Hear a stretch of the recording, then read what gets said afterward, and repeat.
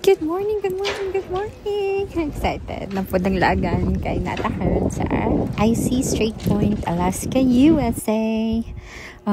Good morning, good morning. So, early good me nang lakaw anito kay nadyo mi plano man laag ani natin. So, after sa amo ang duty, since na may chance na magawas ng gawas dahil mi, and doon lang manggod siya kunwar nalang dara ang doon lang jud ka siya sa port dara na nimo makita makita na dahil nimo ang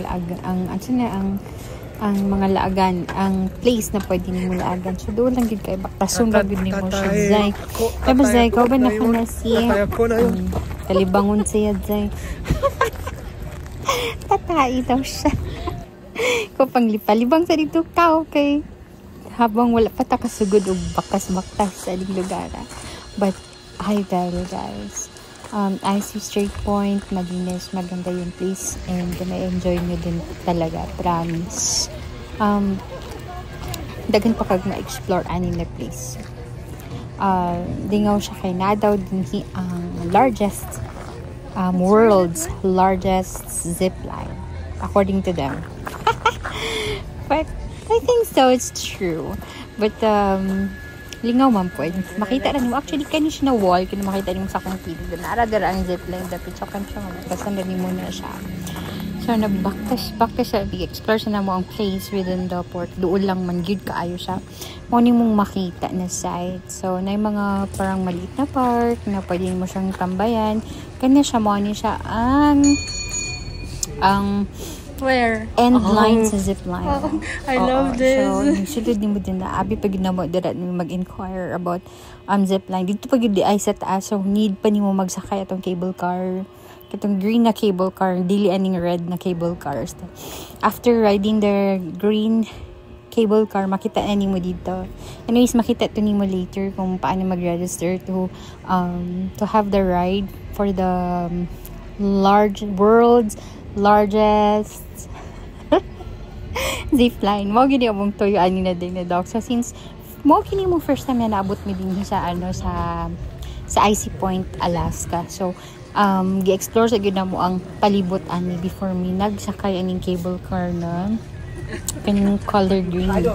Kay duha man gud ang cable car ang available, the green one and the red one. So napud ni na meet actually nagkasabay na other na ship. Duha ka ship na naka I can't remember what ship.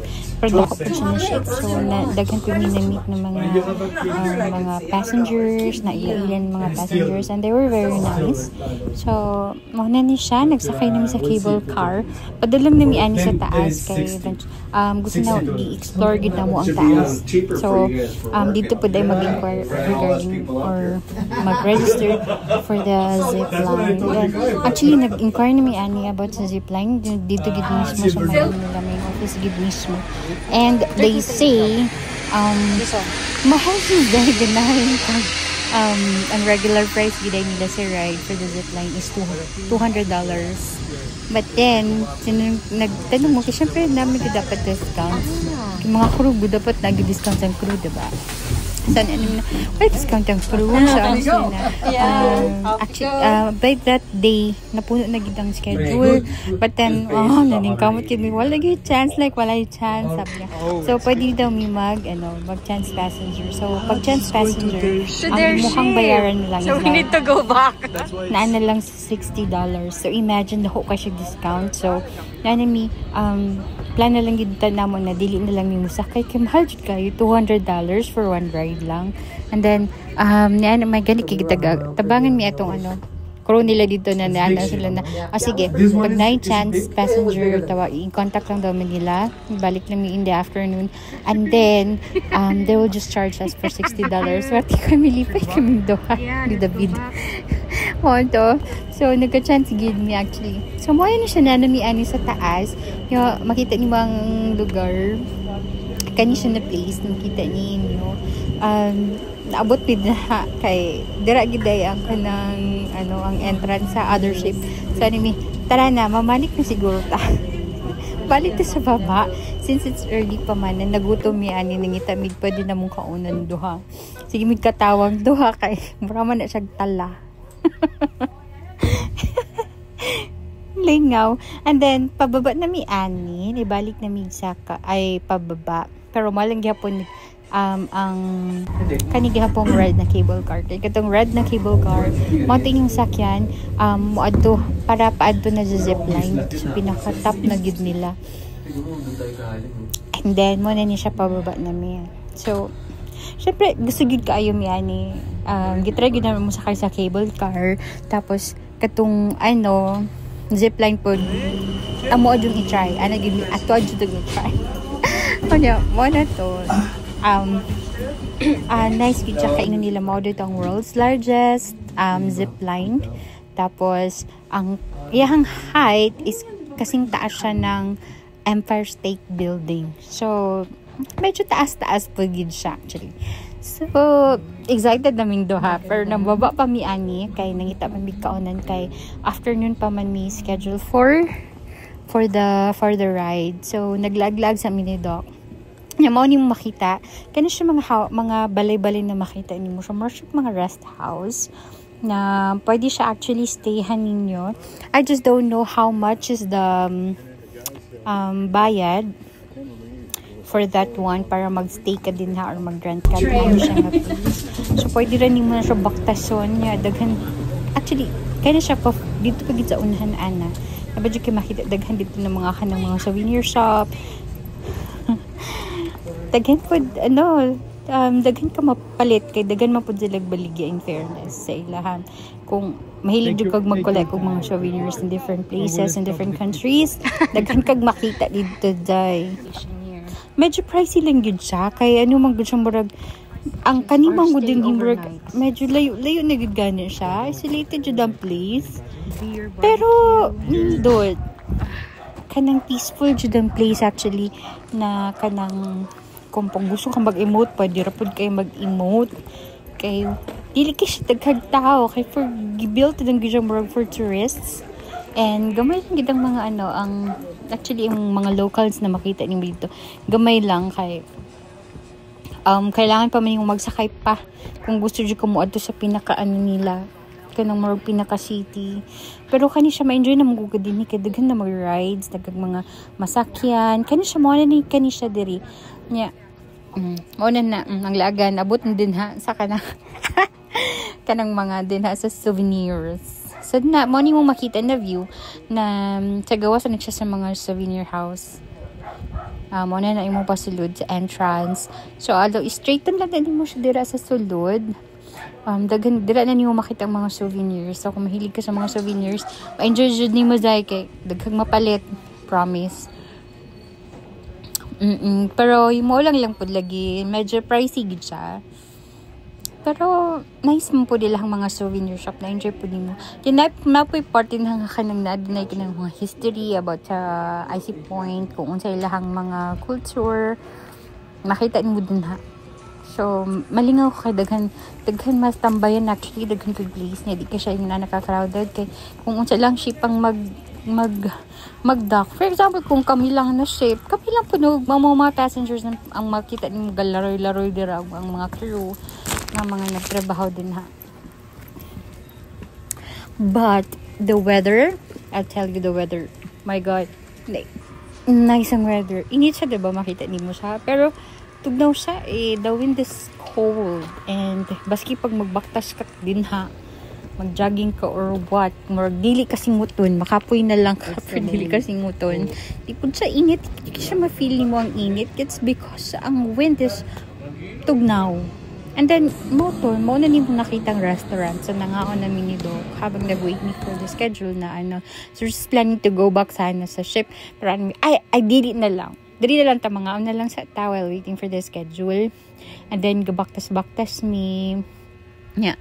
Gi-enjoy lang gid na mo ang view. Ano ba siya na? Dili ka maligo. Ano siya next time mga ligo daw mi.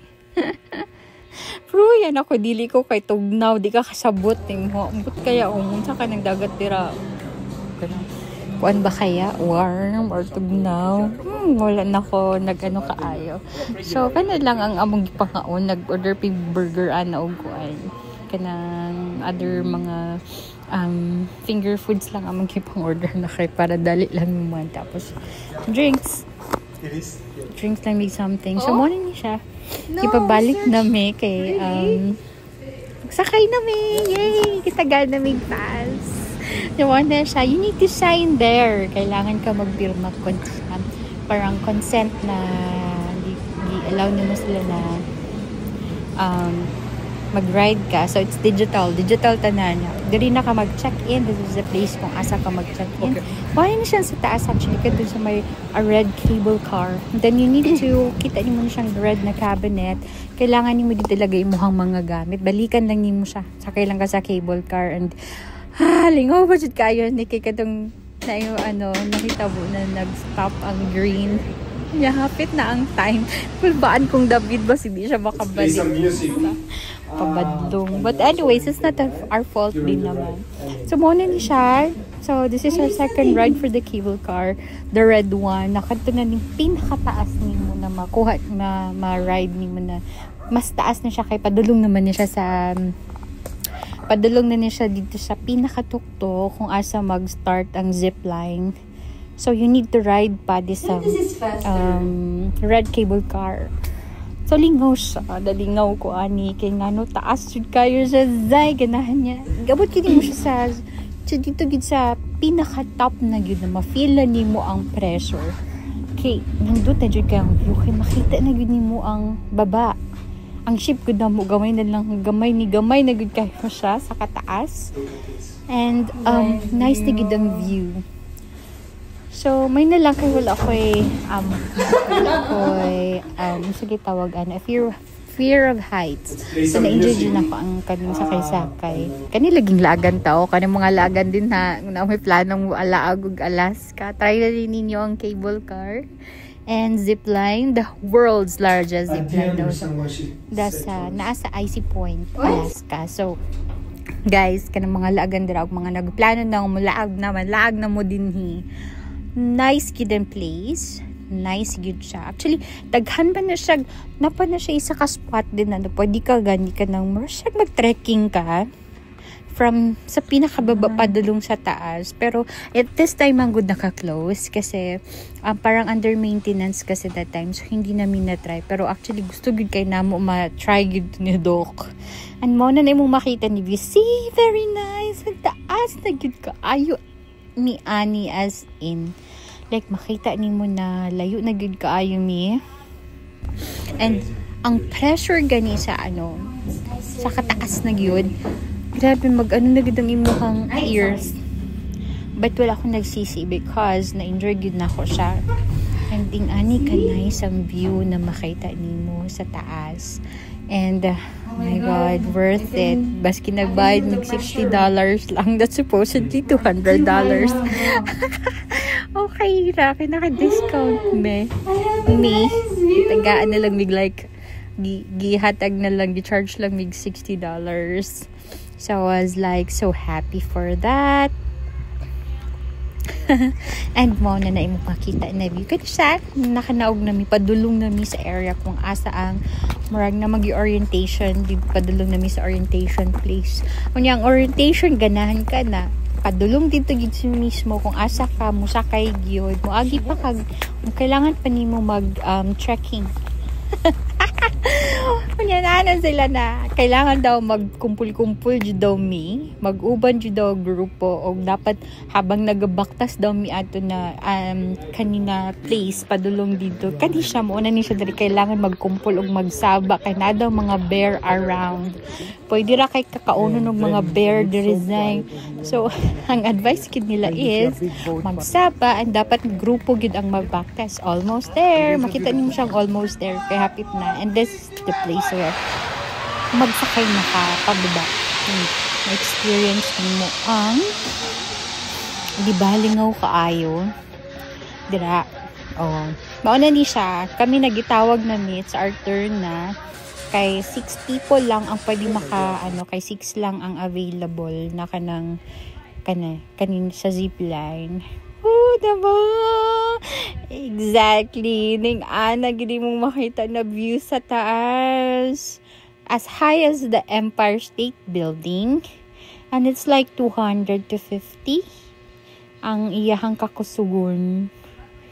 As in, kailangan niyo mo siya para ma-adjust kay matuyo manggug ka sa side.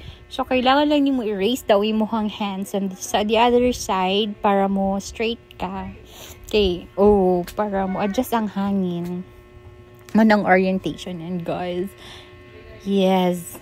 Kani mong makita, above the pine trees and above everything sa island. And see, mong makita, pababa na siya, hapit na miana maabot. And it was worth it, the ride, the experience na adto na miduli. Panglaag, ng mga lagan din ha, panlaag na, dali na mo guys. Dali na. Abot na yan na mabot. Tana. Pauli na mi. So, guys. Papalik na mi. So, like, comment, and share. Bye.